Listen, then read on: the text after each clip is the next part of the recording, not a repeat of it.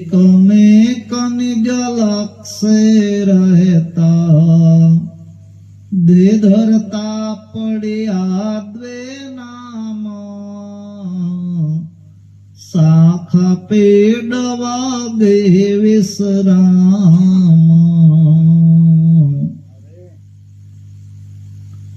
महाद शून्यમાં બ્રહ્મ પ્રકાશના પ્રકાશક અનંત બ્રહ્માંડાધીશ વિશ્વનિયંતા વિશ્વ રચયિતા સકર્તા સત્કૈવલના મહાદ સજાણ જાણ સ્વરૂપ પ્રાતઃ સ્મરણીય પ્રાતઃ વંદન્ય પરમ કૃપાળુ પરમ દયાળુ દિવ્ય પરમ ગુરુ શ્રીમંત કરુણા સાગર ભગવાન વિશ્વભરના મનુષ્ય દેહધારી ચૈતન અંશોને જ્ઞાન બોધ ઉપદેશ કરતા સ્વરચિત અગાધ બોધ ગ્રંથના 32મા અંગની પહેલી ચોપાઈમાં કહે છે કે કૈવલ ને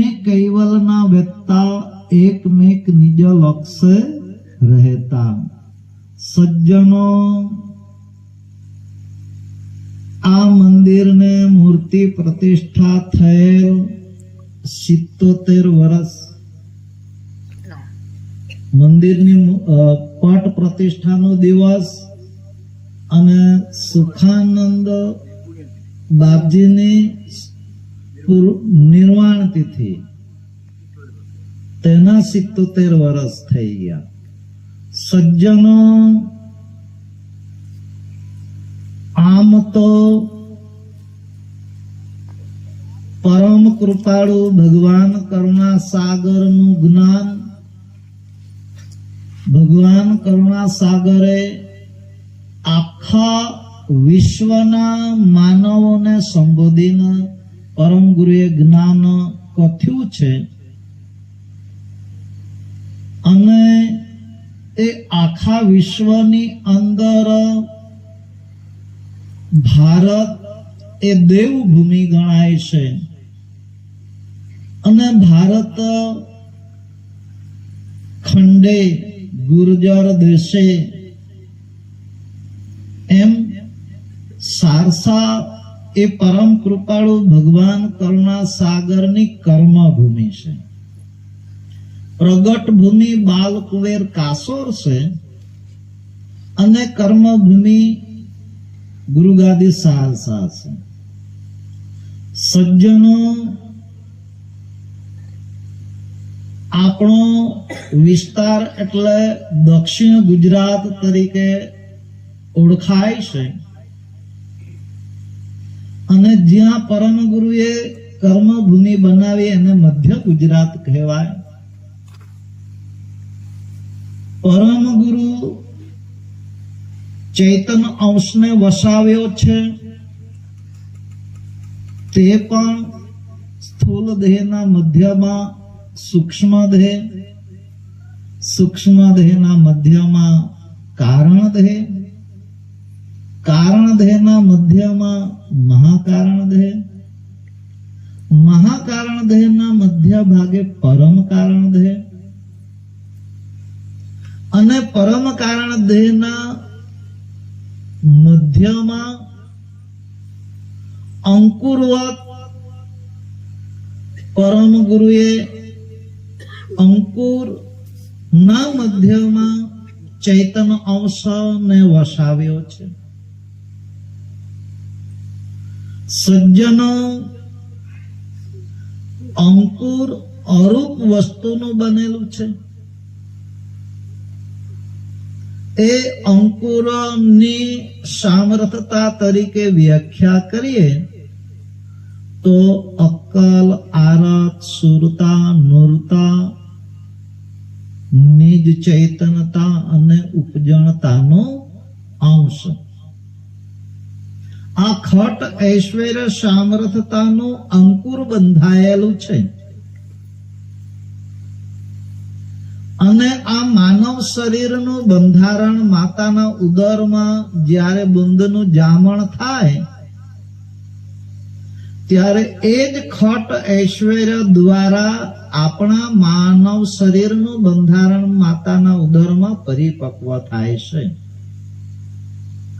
આ જો ખટ ઐશ્વર્ય સામર્થતા બુંદની અંદર ના હોય તો એમાંથી બાળક પરિપક્વ થઈને બહાર આવી શકતો નથી.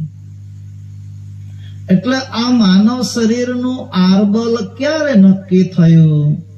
તો કે જા પલકી બુંદ પડી તાકા લખ્યા લેખ, પલ ન વધે પલ ન ઘટે, શિર કુટે અને અનેક જાતના પ્રયત્નો કરવા છતાં પણ એક સેકન્ડ પણ વધારે થઈ શકતો નથી ને એક સેકન્ડ ઓછો પણ થઈ શકતો નથી.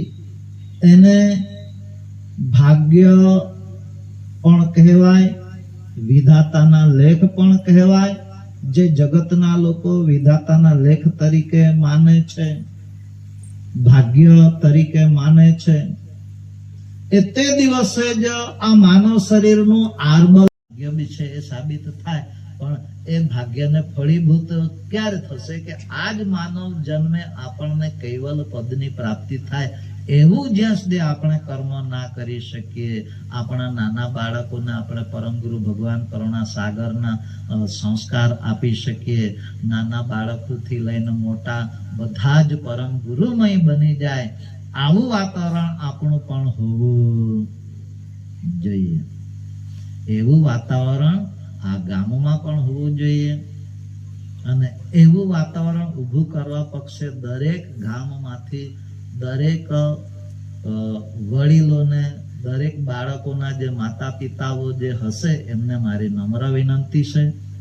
નમ્ર વિનંતી એ છે કે માતા પિતાએ બાળકોને પોતાની સાથે લઈને ઘરની અંદર ભગવાન કરુણા સાગરની પ્રતિમા હશે, એ પ્રતિમાની આગળ બેસીને ભગવાનનો દીવો કેમ કેમ પ્રજ્વલિત કરવો, દીવડો કેમ કેમ દિવેટ કેમ કેમ મૂકવી, ઘી કેમ કેમ પૂરવું, દિવેટ કેમ કેમ બનાવવી, એવું બધું શીખવાડવું જોઈશે.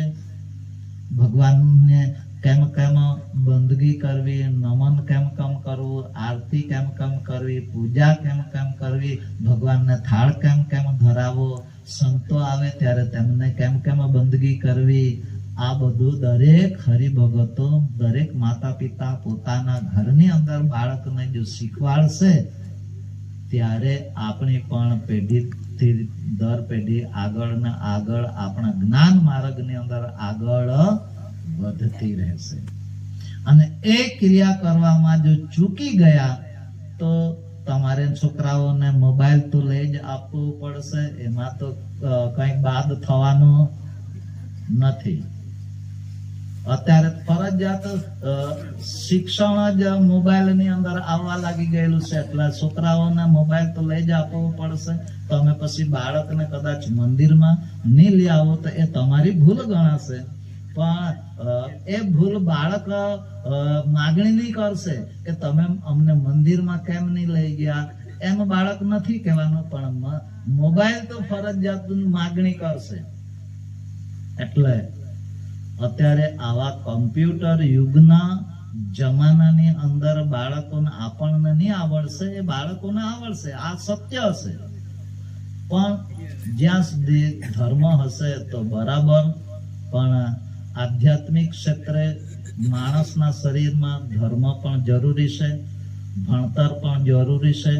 એટલે શૈક્ષણિક ક્ષેત્રે પણ બાળકો આગળ વધે એવો ભાવ માતા પિતા રાખે તે તો બરાબર છે, પણ આધ્યાત્મિક ક્ષેત્રે પણ આગળના મહાપુરુષોએ સુખાનંદ બાપજી ચરોતરમાં થયેલા, તેમ છતાં આપણા વિસ્તારની અંદર આવીને એમણે પણ કર્મ એવા કર્યા છે કે જેથી કરીને એની પ્રતિમા આપણે આપણા ગામની અંદર સ્થાપિત કરી શકીએ. એ આગળના મહાપુરુષોને તે વખતે સુખાનંદ બાપજી પ્રત્યે કેવો ભાવ હશે કે જેથી કરીને એમના નામની પ્રતિમા પણ આપણે સ્થાપિત કરેલી. એટલે વિશેષ વધુ ના કહેતા, પરમ કૃપાળુ ભગવાન કરુણા સાગર અહીં 12 વાગવા આવ્યા છે. પરમ ગુરુ ભગવાન કરુણા સાગરને આપણે સૌ હૃદયમાં રાખીને રહીએ. દિન પ્રતિદિન પરમ ગુરુને આર્તનાદ એટલે સાચા અંતરના હૃદયથી એને બંદગી કરતા રહીએ, સ્તુતિ પ્રાર્થના કરતા રહીએ, તો જરૂર આ જ માનવ શરીરે કરીને આપણે એવું ક્યારેય વિચારવાનું નહીં કે આ વખતે હું નાનો ભગત બન્યો છું તો બીજા જન્મની અંદર મોટો ભગત બના, ત્રીજા જન્મની અંદર એવો કોઈક સંત બના, અને ચોથા જન્મની અંદર મોટો કોઈ મહંત બના, અને પછી મને કેવલ ધામની પ્રાપ્તિ થશે, એવું વિચારવાનું આને નેગેટિવ વિચાર કહેવાય. પોઝિટિવ વિચાર એને જ કહેવાશે કે હું કાળા માથાનો માનવી છું, મારે હું ધારે તે કરી શકું છું, મારે આ જ જન્મે કેવલ ધામની પ્રાપ્તિ કરવી છે, એમ કરીને જ્યારે હિંમત રાખીને સાચા અંતરના હૃદયથી જ્યારે આપણે પરમ ગુરુને પ્રાર્થના કરીશું તો હિંમતે મર્દ તો મદદે. આ ન્યાય છે, કહેવત છે. આ કહેવત આગળથી ચાલી આવેલી છે પણ સત્ય છે, એમાં કોઈ ફેરફાર નથી. એટલે એ પરમ કૃપાળુ આપણ સર્વને આપણા હૃદયમાં વસે અને આપણે પરમ ગુરુના સાચા અંતરના હૃદયથી સ્મરણ કરી શકીએ. પરમ ગુરુને આ જ માનવ શરીરે કરીને આપણે કૈવલ પદની પ્રાપ્તિ કરી શકીએ. એવા જ ભાવ સાથે હું વિરમું. શ્રીમંત કરુણા સાગર ભગવાન જય જય भगवान की जय, महाराज की जय, रघुराम महाराज की जय, जी महाराज की जय, जय महाराज की जय, जय जय जय जय जय जय जय जय जय जय जय जय जय जय जय जय सत्यवल